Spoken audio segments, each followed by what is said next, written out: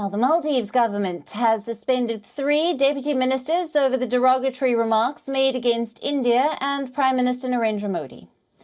Mariam Shiuna Malsha and Hassan Zehan have been sacked by the Maldivian government. The move comes after New Delhi officially shared its concerns with Mali over the matter.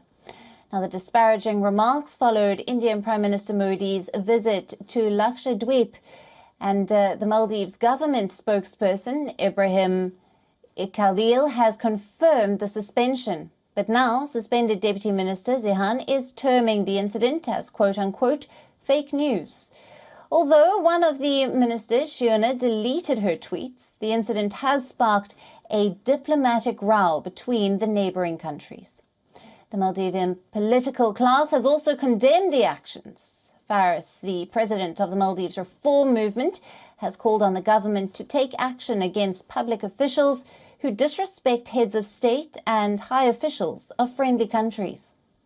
The Maldives National Party also posted on social media platform X against the quote-unquote racist and derogatory remarks. The island nation has also issued an official statement regarding the issue. It says that Shiona's opinions are personal and do not represent the views of the government of Maldives. It also mentions that relevant government authorities will not hesitate to take action against derogatory remarks in the future. WION has also reached out to the Maldives government for a response.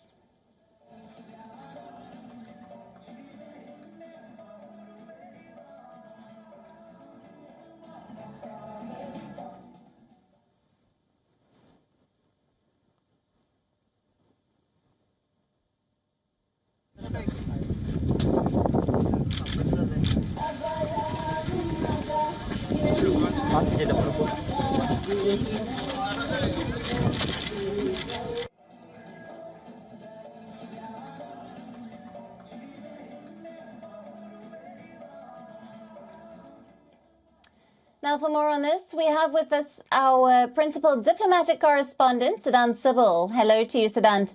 Now, the Maldivian government has suspended 3 deputy ministers for making derogatory remarks against India and Prime Minister Modi. What is the latest? Well, it was a day of fast-packed developments. We have seen how there has been comments by the sitting Maldives ministers, and this was not taken very kindly. The Indian government had raised the matter, and now, of course, we have seen the strong action taken by the government of Maldives, suspending, of course, the ministers who were involved in making those derogatory remarks. Now, of course, the damage has been done. We know that the government of Maldives, which took charge in the month of November last year, has taken a very strong anti-India stance. It has not renewed the hydrographic agreement with the Indian Navy. It has been calling for the removal of Indian troops, which, by the way, are helping in a lot of things like evacuation in the country. So essentially, he, of course, came on a plank, which was the India Out campaign. So what next is something that the Maldives government has to decide. It has taken a strong action and also distanced itself from the remarks of these ministers. But essentially, will there be a reset? It's something that will be closely watched. In fact, the Maldives president travels to China, and that will be another visit that will be closely watched, given the fact that usually Maldives presidents travel to India in the first foreign visits. Right. And Siddhant, what do you make of the action that has been taken by the Maldives government amid the reported downturn in ties between New Delhi and Mali?